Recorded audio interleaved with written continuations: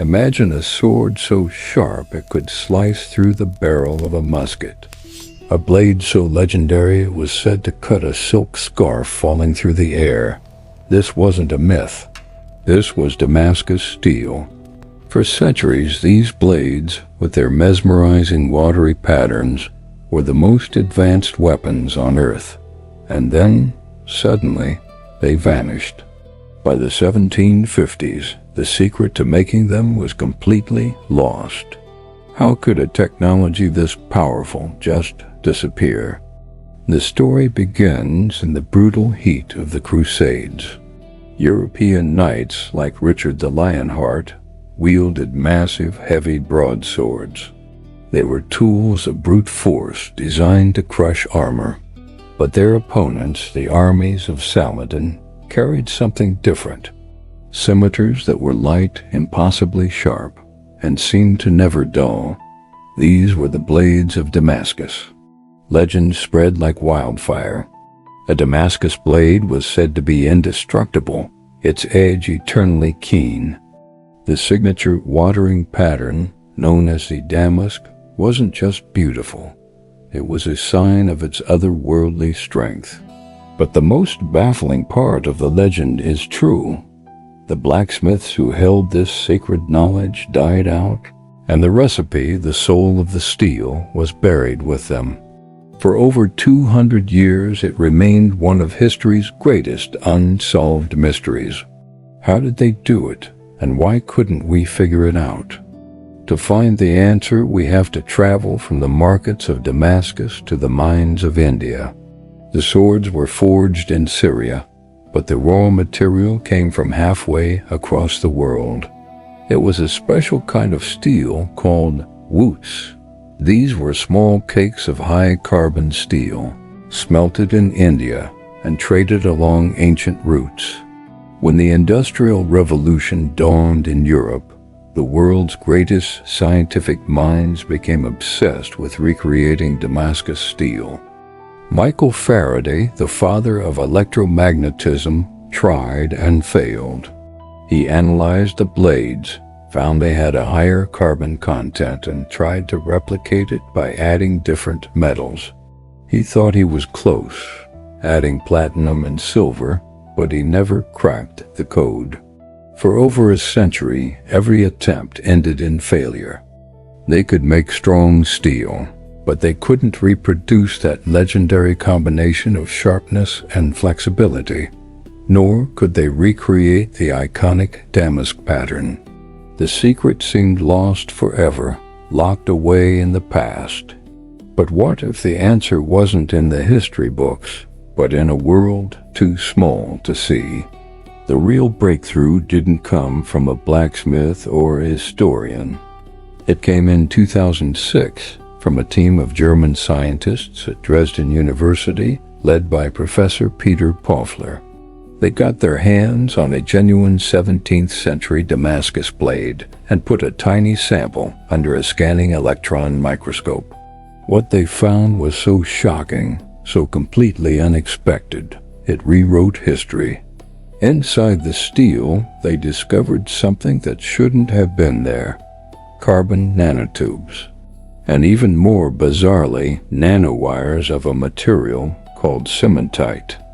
Let me put this into perspective. Carbon nanotubes are one of the strongest materials ever discovered. We only discovered them ourselves in 1991. We struggle to produce them in billion-dollar, ultra-clean laboratories today. And yet, here they were, perfectly formed inside a sword, forged by an 11th century artisan over a charcoal fire. It was nanotechnology, 1,000 years before we even had a name for it. This wasn't just a good sword. It was a piece of high-tech material science that we were only just beginning to understand. The mystery of Damascus steel had just become infinitely deeper. The question was no longer just, how did they make it? It was, how is this even possible? The answer is a beautiful, tragic story of accidental genius. These medieval blacksmiths weren't quantum physicists. They were masters of their craft, following a tradition passed down through generations. They didn't know they were creating nanotubes.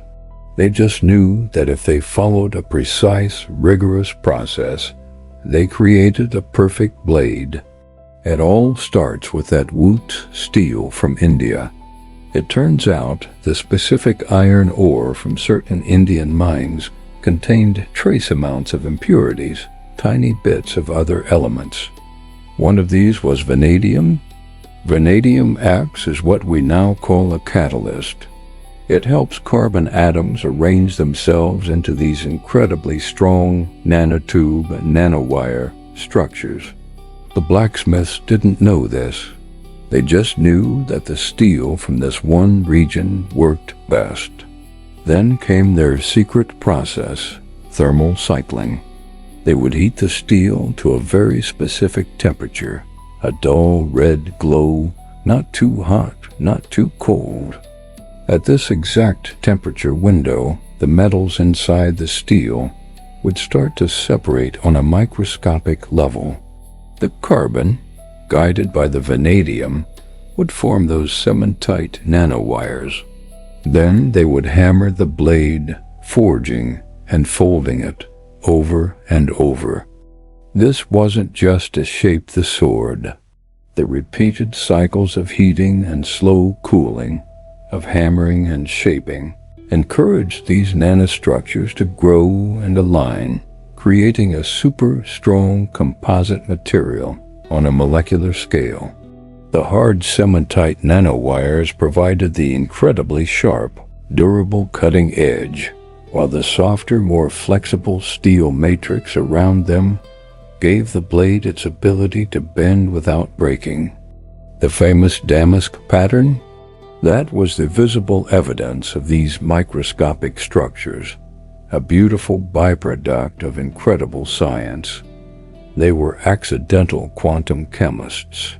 So if the recipe was so perfect, what went wrong? Why did it stop working? This is the most tragic part of the story.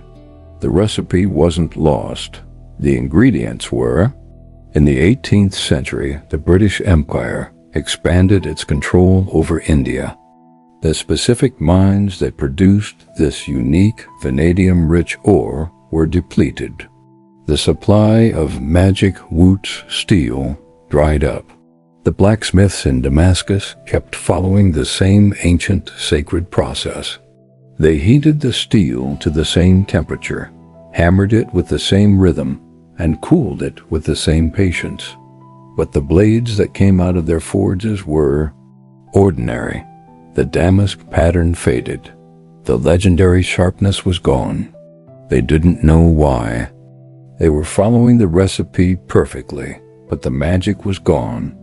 They couldn't have known that the secret wasn't just in their hands, but in the very earth the ore came from, thousands of miles away. The knowledge wasn't truly lost. It was rendered useless when a single, invisible ingredient vanished from the world. The story of Damascus steel is a powerful lesson. It shows how even the most advanced technology, the most guarded secrets, can be fragile. It's a reminder that sometimes the greatest wisdom can be lost not in a cataclysm, but in a quiet, unnoticed change, leaving future generations to mistake science for magic. What do you think is the most incredible piece of lost technology from history? Let me know in the comments below. And if you enjoyed this journey into the world of ancient nanotechnology, don't forget to slice that like button and subscribe for more stories that will blow your mind. Thanks for watching.